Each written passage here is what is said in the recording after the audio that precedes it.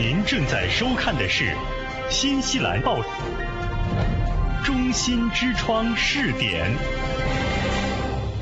Shore now are travelling by the busway because it's the quickest, most convenient and effective way of getting into town. It's totally reliable. So, you know, what worries me is that when politicians get up and they speak as if they're speaking back in the 1950s, what we'll do is we'll build a new tunnel that will be for cars. If you go across the harbour bridge, you'll know that you move quite well across the bridge, but the bottlenecks are at both ends. And if you create a harbour crossing that is car-oriented, all you're doing is creating a new congestion bottleneck, bringing more cars into the city when it can't even cope with the current number, creating more demand for parking than there will ever be. How can you have a harbour crossing unless it's linked up? So that when you're coming across the harbour, you can link in if you're going to the south, if you're going to the northwest, if you're going to the east. And that's why this is absolutely essential for the effectiveness of the next harbour crossing. So tunnel, not bridge. It's looking like tunnel. I mean, look, obviously they'll people with the expertise in that will measure up both alternative options. But the likelihood, I think, is that it will be a tunnel. This is going to be extremely expensive. How would you sell this project to someone living in Gore, South Island, who says, I'm not going to benefit from this at all, why am I paying for it? Because that assumption is absolutely incorrect.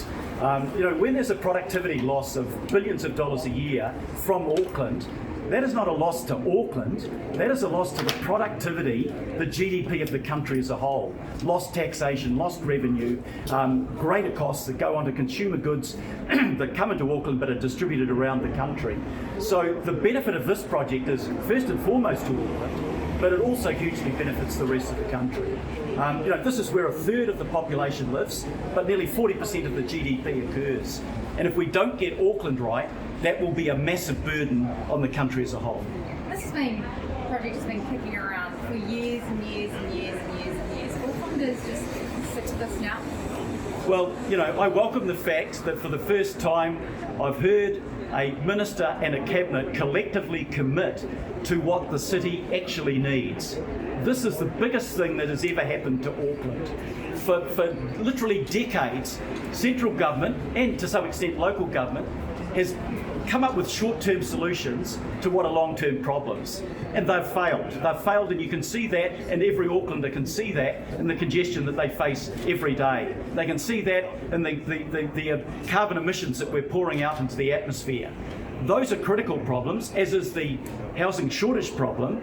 They can only be effectively addressed by transformational change. And what the government is committed to today is transformational change and the money needed to pay for that. And that is really welcome to me as an Aucklander as well as the mayor of our city. If there's a change in body politics or change in government over the next couple of years, are you confident this is even going to go ahead? Yeah, I met with representatives from the National Party earlier this week, and I made it clear to them that by the time this project is finished, we may have had two changes in government.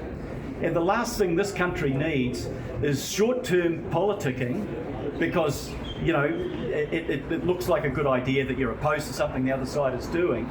I saw four parties in Parliament come together around a congestion tax. Not going to be popular, but absolutely necessary.